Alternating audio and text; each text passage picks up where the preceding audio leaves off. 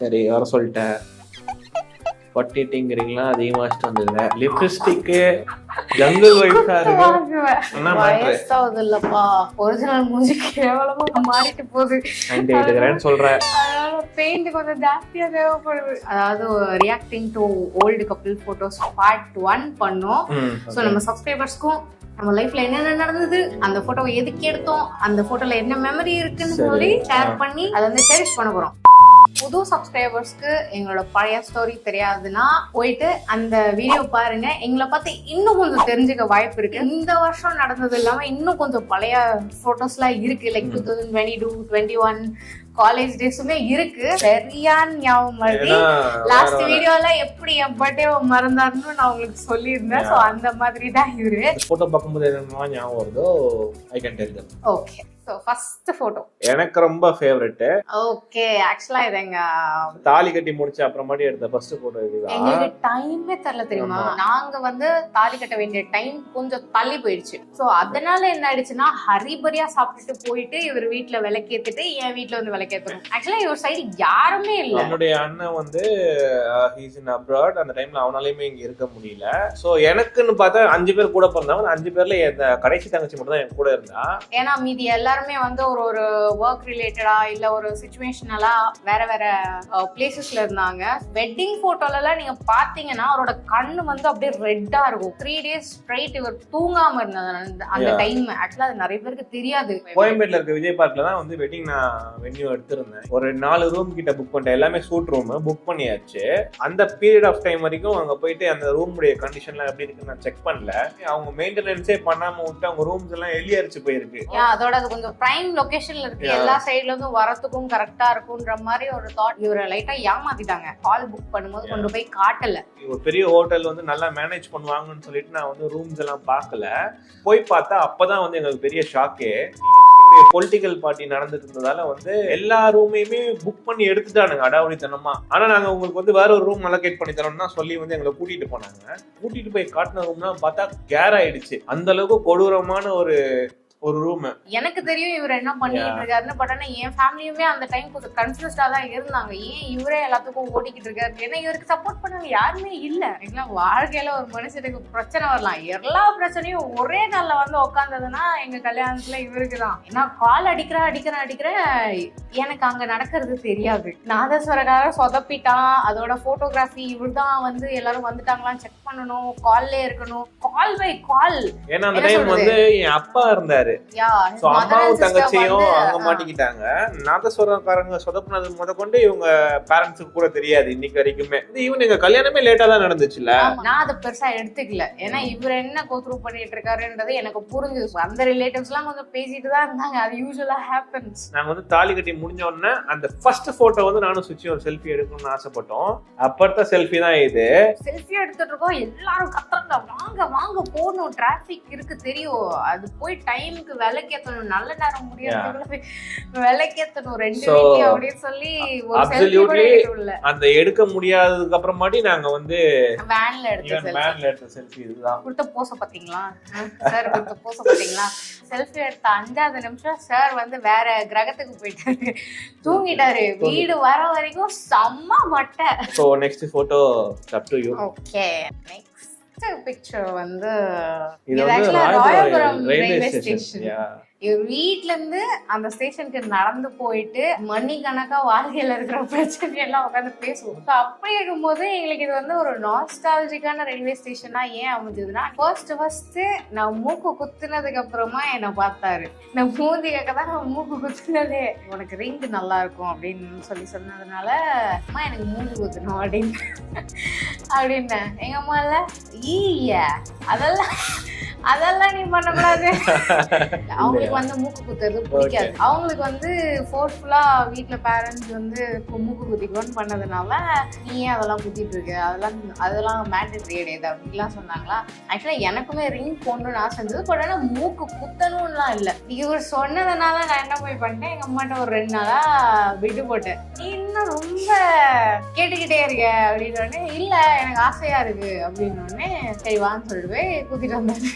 மூக்கு குத்து வச்சதும் இல்லாம கல்யாணம் பண்ண உடனே ஆண்டி எனக்காக தான் மூக்கு குத்து நான் தெரியுமான்னு ஆரம்பிச்சு வச்சு என்ன இப்படி போட்டு கொடுக்கலாமா நீ? இந்த போட்டோ வந்து ஃபர்ஸ்ட் அப்புறமா மீட் பண்றதுக்கு நான் வீட்ல இருந்து நடந்து வந்து இந்த ஸ்டேஷன்ல உட்காந்து ஈவினிங் வரைக்கும் நம்ம பேசிட்டு இதுக்கு பண்ணி உன்னை பீச் ஸ்டேஷன்ல ஏற்றி விட்டுட்டு நான் வீட்டுக்கு வந்தேன். அதனால யாராவது இந்த மாதிரி உங்களை ஏதாவது கேட்டாங்கன்னா, உங்க பாய் ஃப்ரெண்ட்லாம் கேட்டாங்கன்னா செய்யாதீங்க. செஞ்சீங்க உங்களுக்கு பின்னாடி ஆப்பா அமையும். சரியா? கல்யாணம் பண்ணலன்னா பெரிய ஆப்பா அமையும். பார்ட் 1ல கொஞ்சம் தெரிஞ்சிருக்கும். இந்த பார்ட்லயுமே வந்து லைக் ஓரளவு எங்க ஃபேமிலிக்கு ரிவீல் ஆகும். ஆக்சுவலா எங்க ஃபேமிலி மெம்பர்ஸ் கிட்ட நாங்க உட்காந்து எங்க லவ் ஸ்டோரி எல்லாம் பேச மாட்டோம். லைக் நாங்க சொன்னாலுமே ரொம்ப அவுட்லைனா தான் சொல்லியிருப்போம். நாங்க இருக்காது இல்லையா, அதனால நாங்க அந்த அளவுக்கு சொல்ல மாட்டோம். எங்களுடைய ஃபர்ஸ்ட் ஸ்கேன் போயிருந்தோம் இல்லையா மேடவாக்கத்துல, இந்த scan and first blood test எடுத்த டைம் 3 monthsல ஒரு மேஜர் ஸ்கேன் பண்ணுவாங்கல்ல, ஃபர்ஸ்ட் மெயின் ஸ்கேன். அந்த ஸ்கேன் நாங்க அப்பெல்லாம் வந்து பெருசா யார்ட்டையுமே எதையுமே நாங்க ஷேர் பண்ணிக்கிறது கிடையாது. ஆக்சுவலா இந்த பிக்சர்ஸ்லாம் நாங்க எங்கேயுமே போஸ்ட் பண்ணல, இன்ஸ்டாகிராம்லயுமே நாங்க ஷேர் பண்ணல. என்னுடைய வீடு வந்து அந்த டைம் வலசராபத்துல இருந்துச்சு, குரோம்பேட்ல கிடையாது. ஸோ வலசராபத்துக்கும் குரோம்பேட்டுக்கும் மாறி மாறி ஷிஃப்ட் ஆகிட்டே இருந்துட்டு இருந்தேன். அந்த டைம்ல எனக்கு ரொம்ப ஹெல்ப்ஃபுல்லா இருந்தது வந்து என்னுடைய அங்கிள் தான். ஆக்சுவலா இந்த பிக்சர் ஏன் இவர் எடுத்தாருன்னா, நான் லைஃப்லயே வந்து ட்ரிப்ஸோ இல்ல பிளட்டோ எதுவுமே கொடுத்ததே கிடையாது. பிளட் டெஸ்ட்னாலே உங்களுக்கு தெரியும், ஃபர்ஸ்ட் ஒன்னு எடுப்பாங்க, அப்புறம் குளுக்கோஸ் கொடுத்துட்டு 2.5 மணி நேரம் இல்ல 3 hours கழிச்சு திருப்பி டெஸ்ட் பண்ணுவாங்க. லைஃப்லயே நான் வந்து பிளட் டெஸ்ட் பண்ணது இல்லைன்றதுனால அன்னைக்கு செம்ம வேற எனக்கு காதுக்கு இதெல்லாம் அடிச்சு மைக்கெல்லாம் வந்துருச்சு. அவ்வளோ ரியாக்ட் ஆயிட்டேன். பட் அது அவ்வளோ பெரிய விஷயம் இல்லை. பட் ஆனால் அன்னைக்கு எனக்கு அது ஆனது வந்து ஃபர்ஸ்ட் டைம் எக்ஸ்பீரியன்ஸ் பண்ணதுனால இவர் எடுத்தாரு. என்ன பார்த்துட்டு இவருக்கு அள்ளு கிளம்பிடுச்சு, ரிலாக்ஸ் ரிலாக்ஸ் ரிலாக்ஸ் அப்படின்ற அளவுக்கு. ஸோ அவ்வளோதான் அந்த டே. சாரி, இதுவுமே வந்து ஒரு செம்ம மெமரபிளான ஒரு பிக்சர். நபியா ஃபர்ஸ்ட் என் கையில கொடுத்த போட்டோ தான் இது. 7 to 7:03 ஏர்லி மார்னிங் வந்து நர்ஸ் வந்து எடுத்துட்டு வந்து வெளியே காமிச்சாங்க. எனக்கு அடுத்தது என்ன தான் வாங்கினா அவருக்கெல்லாம் காமிச்சிட்டு சுச்சி ரூமுக்கு கொண்டு போனாங்க நவியாவை. 2 பேரையும் பக்கத்துல வச்சு ஒரு போட்டோ எடுக்கணும்னு சொல்லிட்டு எடுத்த போட்டோ தான் இது. எல்லாருமே என்ன சொன்னாங்க, சுச்சி மாதிரி தான் இருக்கா, உன்ன மாதிரி கொஞ்சம் கம்மியா தான் இருக்கா, வெள்ளையா இருக்கிறதால வந்து சுச்சி மாதிரி இருக்கான்னு சொன்னாங்க. அப்புறம் உரிச்ச மாதிரி வந்திருக்கா. இப்போ 10 மாசம் நாங்க கஷ்டப்படுவோம். இதுல வயிற்ற கட் பண்ணி சிசேரியன் பண்ணி எடுப்பாங்க, நடக்கவே முடியாம ஒரே சைட்ல படுப்பேன், சாப்பிடாம இருப்பேன், ஜங்க கட் பண்ணேன், எவ்வளோ கஷ்டம். எத்தனை ஐவி போட்டிருக்கேன் தெரியுமா, என் ரத்தத்தெல்லாம் உறிஞ்சு எடுத்தாங்க. கடைசியில பார்த்தா நவ்யா மேடம் இவங்கள மாதிரி இருக்காங்க. நாங்க 3 பேருமே ஒரே ஃப்ரேம்ல இருக்கும்னு நினைச்சோம். கிட்ட வச்சு எடுக்கலான்னு பார்த்தா தொட்டில போட்டலாம் அப்படின்னு சொல்லி நர்ஸ் சொல்லிட்டாங்க.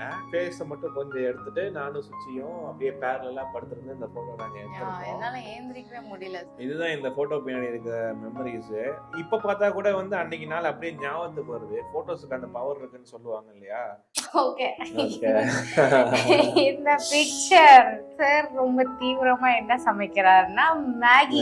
ஃபர்ஸ்ட் தடவை மேகி செஞ்சு கொடுத்தேன். அண்ணாவோட ரிசப்ஷனுக்கு நாங்க தங்கி இருந்த வில்லால கிச்சன் இருந்தது. சோ இவர் என்ன பண்ணிட்டாரு, அதான் கிச்சன் இருக்கே நானே சமைக்கிறேன். அப்ப நான் வந்து பிரெக்னென்ட். ஒரு பேன் எடுத்து வச்சு தண்ணிய ஊத்தி காய்கறி எல்லாம் கட் பண்ணி போட்டு ஒரேடியா நூடுல்ஸையும் போட்டாரு. மேகி மசாலாவோட காய்கறியா வேக வைக்கணும்ல, பார்த்தா மேகி வந்துருச்சு, காய்கறி வேகல. ருசிச்சு உங்க பெரிய அங்கிள் வந்து சாப்பிட்டுருக்காரு தெளிவா. அதுல காய்கறி எல்லாம் இல்லாம வெறும் மேகியா அவருக்கு போட்டு கொடுத்தேன். அதனால அமைதியா சாப்பிட்டேன். அவருக்கு மேகி மட்டும் வச்சு கொடுத்தேன். அப்புறம் நாங்க என்ன செய்யறது, காய்கறி எல்லாம் சாப்பிட்டோம். ரொம்ப ராவா தான் இருந்தது. ஆபீஷியலி அதுதான் நான் உனக்கு சமைச்சு கொடுத்த ஃபர்ஸ்ட் டிஷ். ஆமா, வாழ்க்கையில சமைச்ச ஃபர்ஸ்ட் டிஷ். அது டிஷ்னு கூட சொல்ல முடியாது. நாங்க வந்து இன்ஸ்டாகிராம்ல ஸ்டோரியா கூட ஷேர் பண்ணிருந்தோம். நாங்க எங்களுடைய டே டு டே லைஃப்ல நடக்கிற விஷயங்கள் சும்மா ரேண்டமா இங்க ஷேர் பண்ண முடியாத ஸ்டோரிஸ்லாம் அங்க தான் ஷேர் பண்ணுவோம். ஃபாலோ பண்ணிக்கங்க. தான் சார் ஷெஃபா மாட்டேன். Yeah of course. சோ நான் எடுத்து வச்சிருக்க இமேஜ் என்னன்னா இந்த இமேஜ் தான். ஆக்சுவலா இது வந்து சுச்சியுடைய கிராஜுவேஷன் டே அன்னைக்கு எடுத்தது. இது வந்து எங்களுடைய ஃபர்ஸ்ட் கப்புள் வ்ளாக். முன்னாடியே பிளான் பண்ணிருந்தோம் கப்புள் வ்ளாக்ஸ் பண்ணலாம்னு சொல்லிட்டு.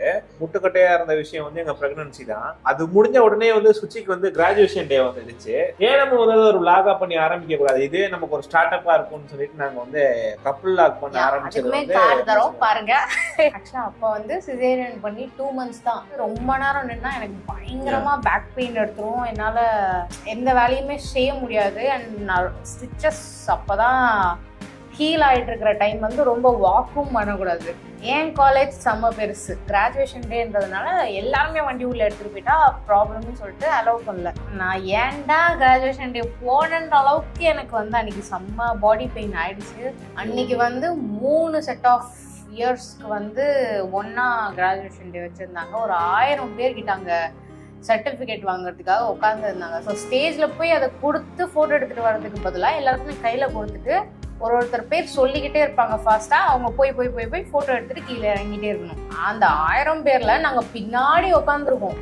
எப்போ நான் போய் ஸ்டேஜுக்கு போயிட்டு அதுக்கப்புறமா ஃபோட்டோ எடுத்துகிட்டு வீட்டுக்கு போகணும்னு சொல்லிட்டு கையில் வாங்கின சர்டிஃபிகேட்டோடய வந்துட்டேன். அவ்வளோ பெயின் இருந்தாலுமே வந்து ஃபன்னாக ஃப்ரெண்ட்ஸை மீட் பண்ணிவிட்டு ப்ரெக்னன்சிக்கு அப்புறம் எல்லாருமே நவ்யாவை பற்றி கேட்டுகிட்டே இருந்தாங்க. ஸோ நல்லா இருந்தது.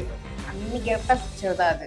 ஆக்சுவலாக லாஸ்ட் பார்ட் பார்க்காதவங்க பாருங்க. மோஸ்ட்லி அதில் வந்து ரொம்ப கப்புள் ரிலேட்டட் ஸ்டோரிஸாக இருக்கும், ஃப்ளாஷ்பேக்ஸாக இருக்கும். அண்ட் இதில் வந்து கொஞ்சம் ஆஃப்டர் வெட்டிங், ஆஃப்டர் ப்ரெக்னன்சி ஸ்டோரிஸ்லாம் அவங்களுக்கு தெரிஞ்சிருக்கும். எங்களோட கதையை எவ்வளோ நேரம் பொறுமையாக கேட்டால் உங்களுக்கு பெரிய பெரிய நன்றிகள், கோடான நன்றி. இந்த வீடியோ பிடிச்சிருந்தா லைக் பண்ணுங்க, மறக்காம லைக் பண்ணுங்க. ஆமாம், ஏதாவது சீன் ரிலேட் ஆயிருந்தா அதையுமே கமெண்ட்ல சொல்லுங்க. ஜாலியாக பேசுவோம், இன்ட்ராக்ட் பண்ணுவோம். மறக்காம எங்கள் சேனலை சப்ஸ்கிரைப் பண்ணிடுங்க. சப்ஸ்கிரைப் பண்ணணும் நிறைய பேர் பார்த்துருக்கீங்க. சொல்லிக்கிட்டு இருக்கோம்னு நினைக்காதீங்க. ஃப்ரீயா தானே இருக்கு அந்த பட்டன், சப்ஸ்கிரைப் பண்ணுங்க. அமுத்துங்களேன். முடிஞ்சா பெல் நோட்டிஃபிகேஷனையும் ஆன் பண்ணி வைங்க. அது வந்து அத்தியாவசியம் கிடையாது, ஆடம்பரம். இப்போதைக்கு சப்ஸ்கிரைப் பண்ணிருங்க. சப்ஸ்கிரைப் பண்ணிடுங்க. வீடியோல பார்க்கலாம். Bye by.